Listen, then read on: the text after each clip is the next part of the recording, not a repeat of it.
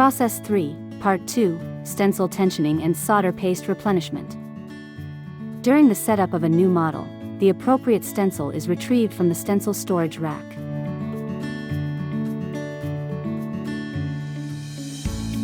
The stencil is then placed in a designated rack and labeled for tension. The stencil is then measured at the four corners and the center using a pattern jig and a stencil tension meter.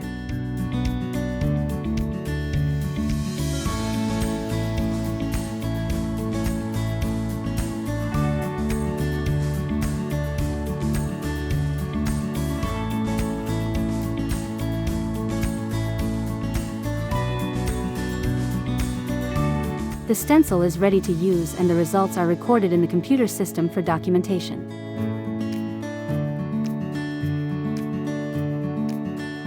Solder paste preparation and replenishment. The solder paste is first taken out from its designated storage. Then thaw according to specified thawing time. Once thawed, the solder paste is loaded into an automatic mixing machine to ensure uniformity and consistency prior to use.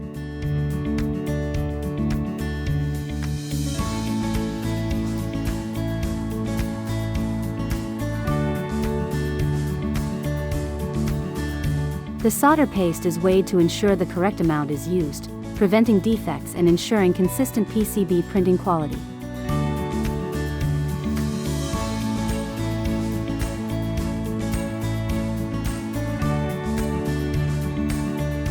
The solder paste is ready for use.